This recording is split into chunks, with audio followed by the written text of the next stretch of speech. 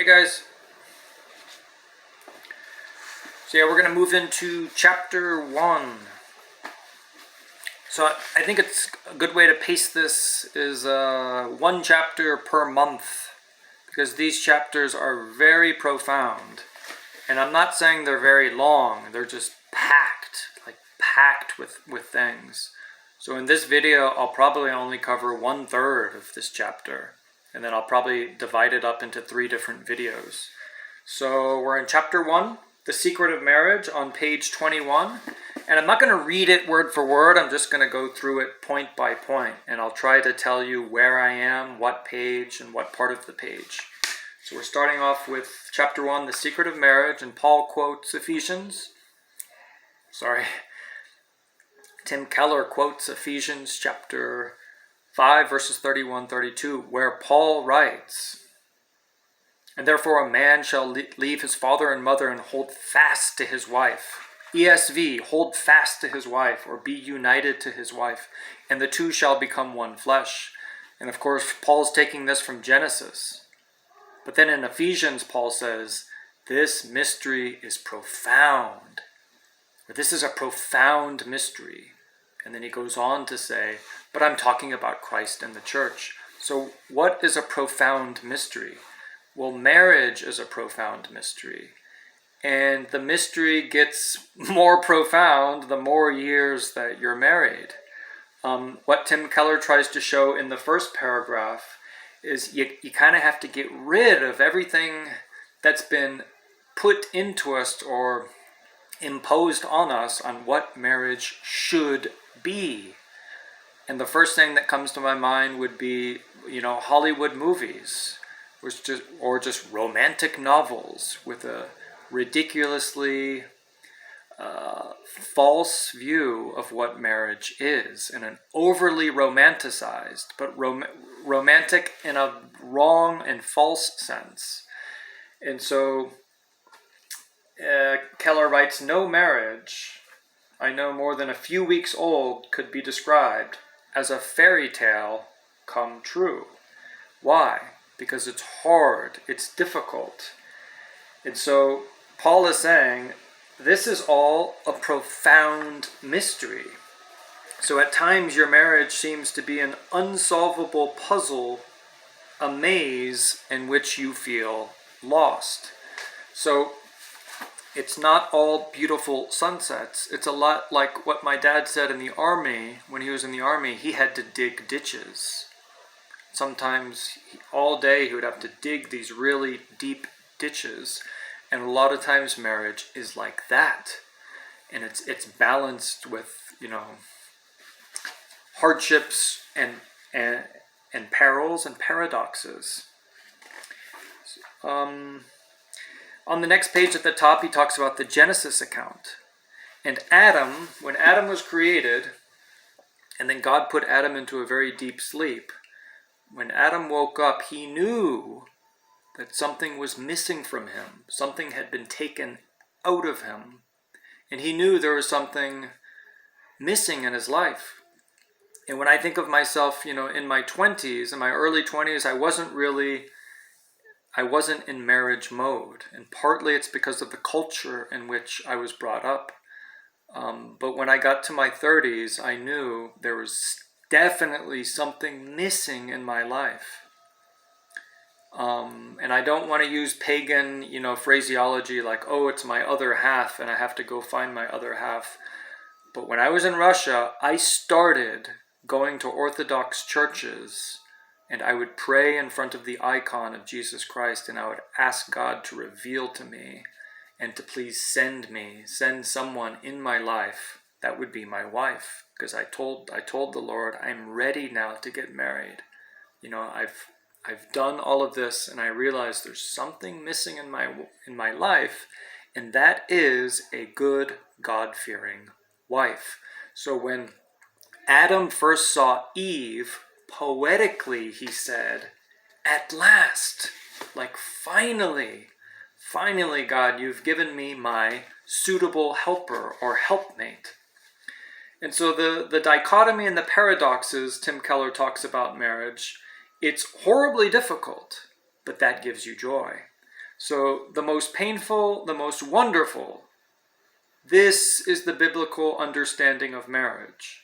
And there has never been a more important time to lift it up and to give it prominence in our culture. So yes, it's painful. It's painful and it's wonderful. So the next part is the decline of marriage. And it says the divorce rate is nearly twice the rate it was in 1960. So right now the divorce rate is double. Why is this? It's because we live in a toxic culture. Everything that's being fed to us is, in a sense, toxic. It's selling us something that's taking us away from the truth. And because now we're living in a toxic culture, we have, like, the divorce rate is double. And this is not just in the United States. I could say the same thing about Russia, which is a traditional society. The toxicity has gone all around. And why is this? Well, Keller says there's an increasing wariness and there's a pessimism about marriage in our culture. And yes, I fell into this trap. So, just to give you an example, if in university I had a girlfriend and I'm telling my friends, yes, we're going to get married, while I'm 19 or 20 years old, I would have been the laughing stock, because you don't get married at 19. You don't get married at 20. You're supposed to gratify your senses in your 20. Sow your royal oats, like coming to America.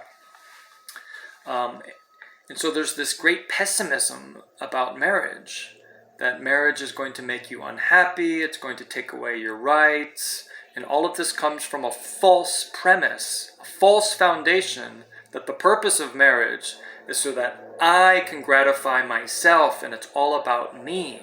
So we live in a me culture.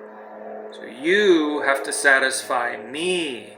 And the moment you stop satisfying me, I'm going to trade you in like I do a car or my cell phone. So that's the toxic culture we live in.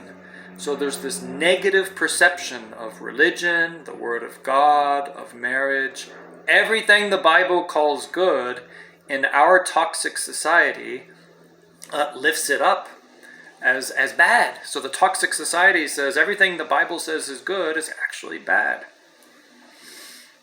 Chris Rock says, do you want to be single and lonely, or would you rather be married and bored? So the idea that marriage is a kind of punishment.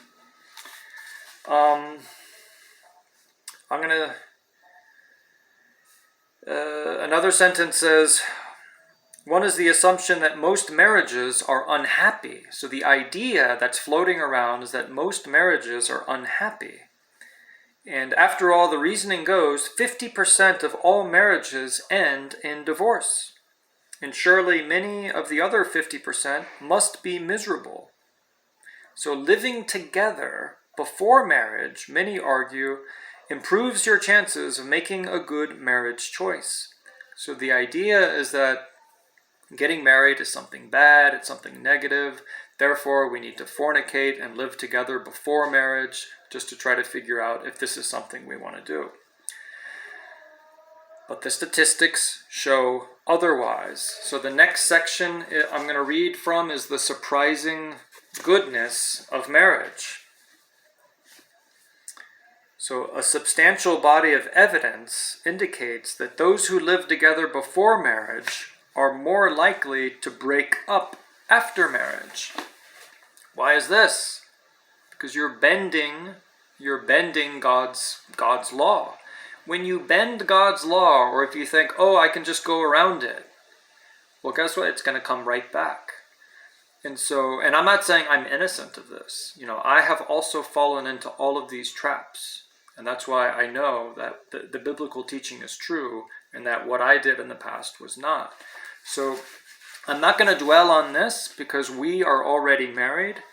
But living together before marriage and fornication, that gives you more of a chance of getting divorced later on.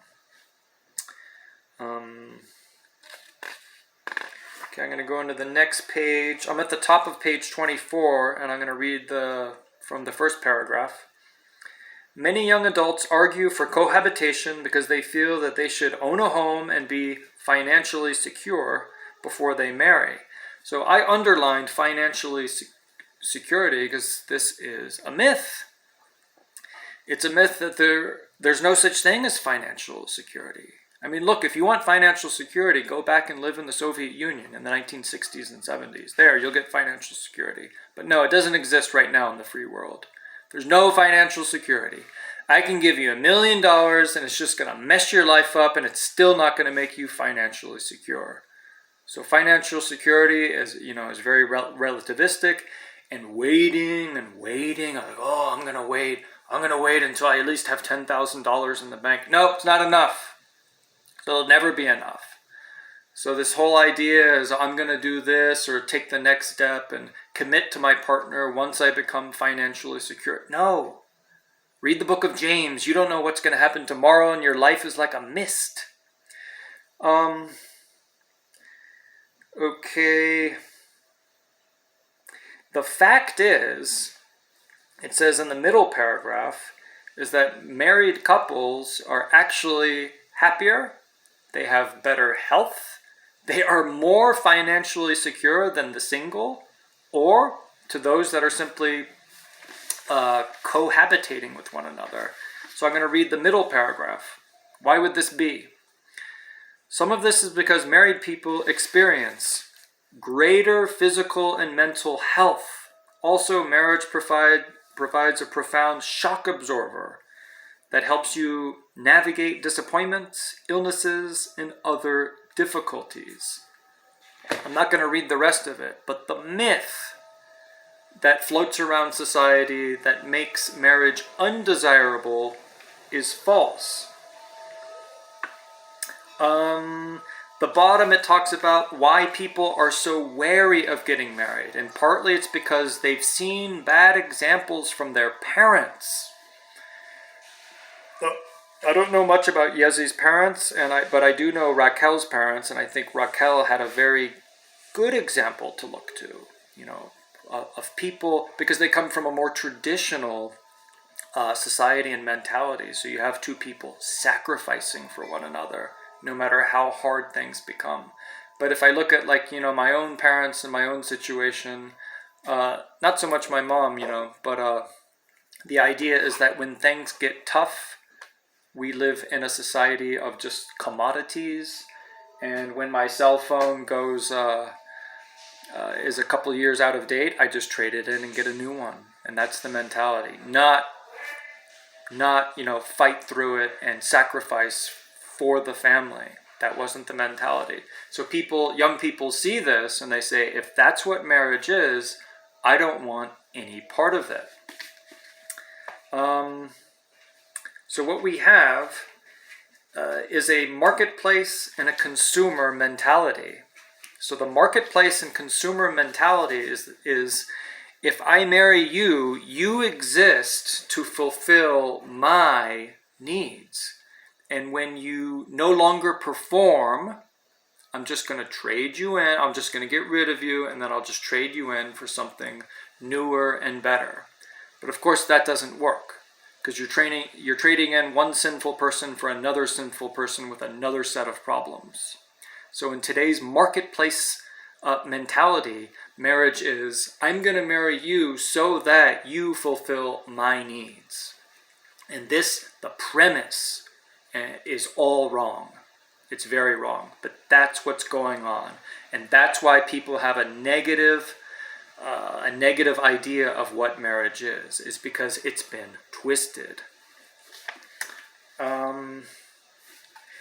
Tim Keller writes at the bottom of page 25, he says, as a pastor of a church containing several thousand single people in Manhattan, in New York, I have talked to countless men and women who have the same negative perceptions about marriage. However, they underestimate the prospects for a good marriage. All surveys tell us that the number of married people who say they are very happy in their marriages is high. It's 61 to 62%. And there has been little decrease in this figure during the last decade. most striking of all, longitudinal studies demonstrate that 2/3 of those unhappy marriages out there will become happy within 5 years if people stay married and do not get divorced. What it's saying is that if you could make it through the first 5 years. Now, did Ludmila and I have struggle and conflict the first 5 years? Yeah, especially the first year and then the second year. But you have to battle. This is what it's saying. This is what Tim Keller is saying. If you can battle through the first 5 years. I just think of David and Raquel. Did David and Raquel have conflict the first 5 years? Yeah, you have lots of things happening. So if you can make it through the first 5 years, statistically speaking, you're going to make it until you are part of the very happy group in your marriages. This led the University of Chicago sociologist Linda Waite to say, the benefits of divorce have been oversold. Think about it. You think the way out, I just think of my father. He thinks, well, the way out, like this one's causing me problems, so I'm going to get rid of this one. I'm going to go after this one. So the idea is that I'm going to escape through divorce. It doesn't happen. Because what you're doing is you're leaving a set of problems that you need to solve, just like a homework assignment, and you're going off to another that's going to give you a new and different and even more complex set of problems. More complex, I say, because divorce is not part of God's plan. And Jesus confronts the Pharisees about this. And Jesus says, it was not so from the beginning. So divorce is not part of God's plan, and it's something that never should be mentioned in marriage. The actual word divorce should never be mentioned from your lips.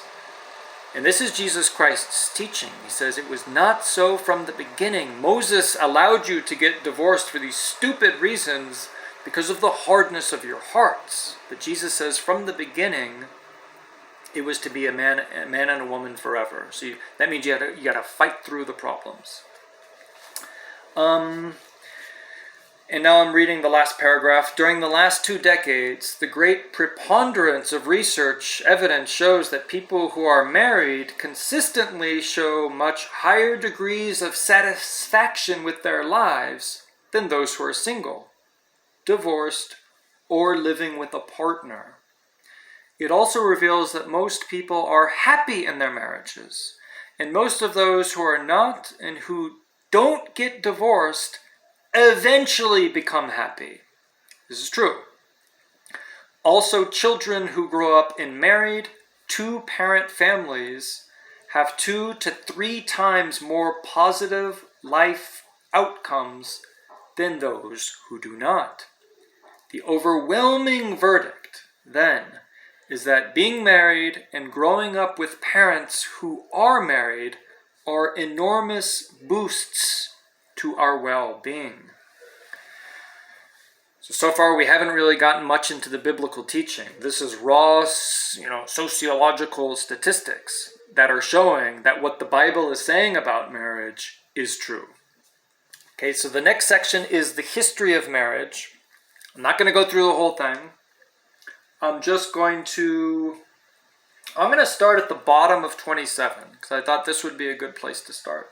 And I'm going to read where it says, marriage created by bringing male and female into a binding partnership. This is like the last lower paragraph. In particular, lifelong marriage was seen as creating the only kind of social stability in which children could grow and thrive. He's talking about Catholic Protestant idea of marriage. The reason that society had a vested interest in the institution of marriage was because children could not flourish as well in any other kind of environment. So we need not even try. Ideally, what my Timothy needs is he needs a father who is a man, and he needs a mother who's a woman. And that's what my Timothy, he needs to thrive. If it's any other combination, and I understand tragedies happen, People get cancer, people die, things happen that are outside of control. But ideally, the Bible and all Protestant and Catholic and Orthodox teaching shows that what a child needs is a father and a mother. And just missing one causes great difficulties. They cannot be replaced. Now I'm reading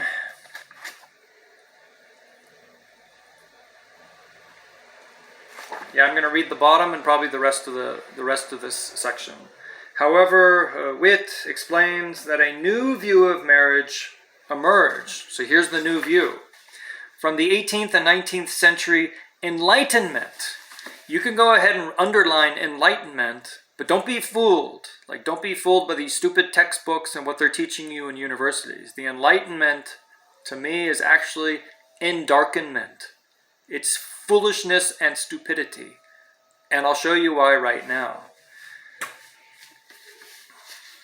Other cultures taught their members to find meaning in duty by embracing their assigned social roles and carrying them out faithfully. But during the Enlightenment, things began to shift. The meaning of life came to be seen as the fruit of the freedom of the individual to choose the life that most fulfills him or her personally. Instead of finding meaning through self-denial, through giving up one's freedoms, and binding oneself to the duties of marriage and family, marriage was redefined as finding emotional and sexual fulfillment and self-actualization. In other words, the marketplace mentality. You exist to fulfill my personal needs. No more sacrifice for God, nobility, for country, or sacrifice for the family. What to say of the community? So this is what the Enlightenment teaches. Make me happy. If not, I trade you in like my car. Proponents of this new approach did not see the essence of marriage as located in either its divine sacramental symbolism or as a social bond given to benefit the broader human commonwealth. Rather, marriage was seen as a contract between two parties for mutual individual growth and satisfaction.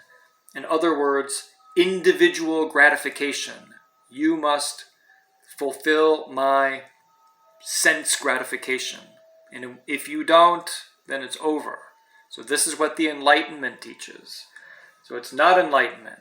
It's endarkenment. It's foolishness. It's stupidity. The idea is God's law says this, but I'm smarter than God's law. I'm going to go around it. No, you got to go back. C.S. Lewis says if you're going down the wrong road, it doesn't matter how fast you're going. You're going down the wrong road. You got to turn around. You got to do a U-turn. You got to go back to where the truth is. And so that's what's happening in the Enlightenment. All right. I'm just going to read the bottom of 28, and then we'll be done with this part. So this change has been a very self-conscious one. Recently, New York Times columnist Tara Parker Pope wrote an article entitled, "The Happy Marriage is the Me Marriage." The notion that the best marriages are those that bring satisfaction to the individual may seem counterintuitive. After all, isn't marriage supposed to be about putting the relationship first? See, that's how it always has been. Sacrifice for the relationship. Not anymore. For centuries, marriage was viewed as an economic and social institution, and the emotional and intellectual needs of the spouses were secondary to the survival of the marriage itself.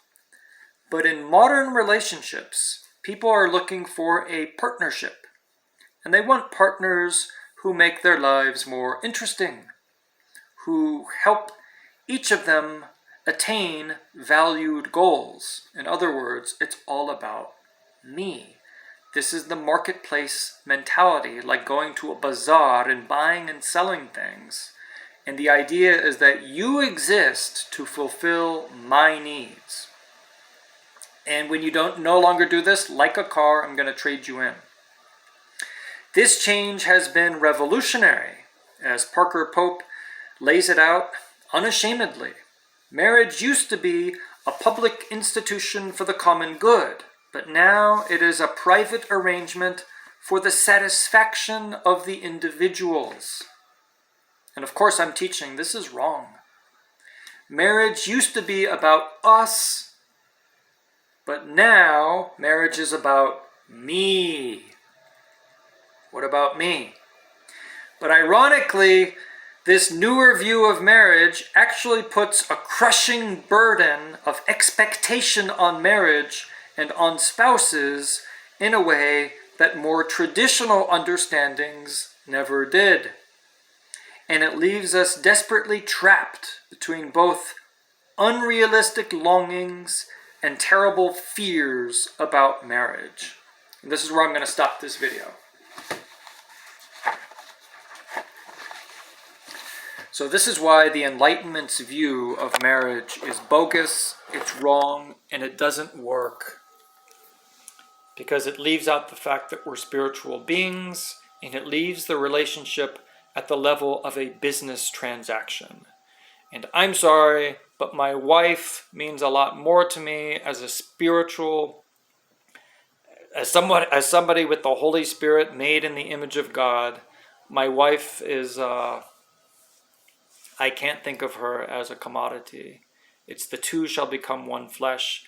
This mystery is profound, and I'm saying that it refers to Christ and the church. So hope you guys like this. Sorry if I rambled too long. And this will just be the first part of chapter 1.